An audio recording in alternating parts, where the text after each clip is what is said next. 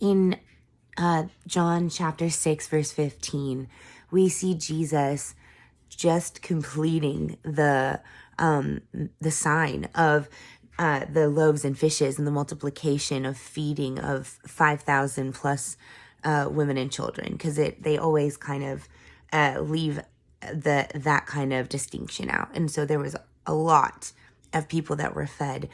And in John chapter 6, verse 15, it says that Jesus discerned that they wanted to make him a king. And so he separated himself away. And really that whole separation comes from Jesus understanding the kingdom of God and who he is and where he is from, aside from what they wanted to do.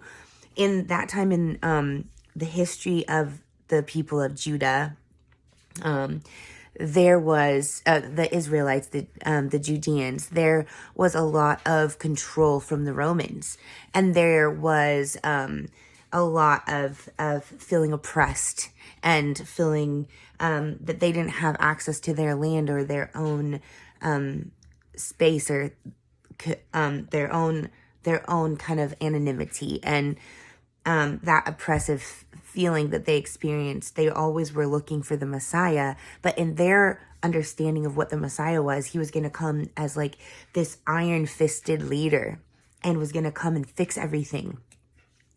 And so they see the authority and this sign of God being manifest through Jesus in feeding, and they see that he's carrying this grace from God, and their brain automatically goes to, he's going to come and fix everything. So we need to go make him king so he can go and take over everything that he should and overturn things. But Jesus understood that his kingdom was one of reconciliation, of breaking down the dividing wall that separates us from God with sin. And culture, like it's not just about reconciliation from sin, just so that we're made clean, but it's so that we are living unto the purposes of God. His kingdom is not like the kingdoms of this world. This world has a self-serving focus, and the kingdoms of this world seek to meet ends that are finite and limited and last only for as much as this generation or the next generation can see. But Jesus is from a kingdom that is eternal, that sees the value from the very beginning of time to the end of time, and sees the value of every single person.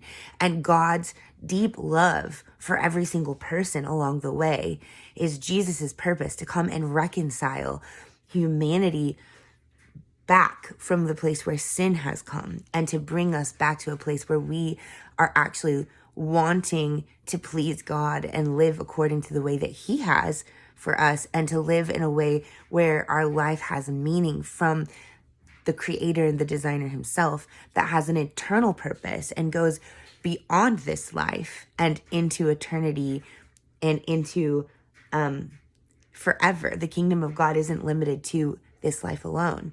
And Jesus knew that. And so he couldn't allow them to put him up on a pedestal that was actually a self-serving pedestal and a finite term, because his kingdom had a much greater purpose and for a much longer period of time.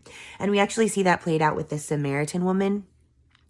A little bit of the context of what happened with that. They were children of Israel, which is also Jacob. But the northern tribes and the southern tribes were all reconciled up under David and even Solomon. But when Solomon's son Rehoboam became king, he overtaxed, and people in the northern area just felt very much that they were not appreciative of that kind of treatment. And so they decided to separate and split the southern tribes, which included Judea and included Jerusalem, and the northern tribes, which also included Samaria, split in that time frame. And then there was a point where they kind of worked alongside of each other, but they weren't really amicable. They didn't really connect on the same way that they had when they were one people. And then in 722 BCE, the Assyrians came. They basically overthrew and brought down the northern kingdom, and it fell to the Assyrians. And then 135 years later, in 587 BCE, was when Judah and Jerusalem fell to the Babylonians. They were taken captive. But during this whole time, there had been a separation. They weren't functioning as a unified community anymore. And so the people in Judea would always go worship at the temple. They would get their cleansing from sins and stuff by bringing the sacrifices to the temple. Well, the Samaritans, they weren't able to go to the temple. They were two different kingdoms, two different establishments, and they set up their worship. And even if it was, similar, trying to worship God, they would do it on mountains and high places and not in Jerusalem, which is what everyone that was in Judea and according to the laws of Moses had deemed a holy place. So, where the tabernacle of the Lord is, that's where you're supposed to go offer sacrifices, not up on mountains and hills. So they considered them pagans. They didn't consider them a part of them anymore. They were separate. And Jesus came and spent time with the Samaritan woman and told her about the water that he had and how that she would thirst no more, and basically revealed who he was to her.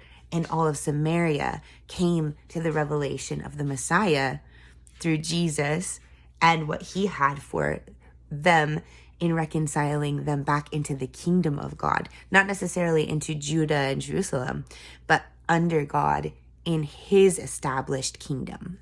So anyway, that is what I have for this week.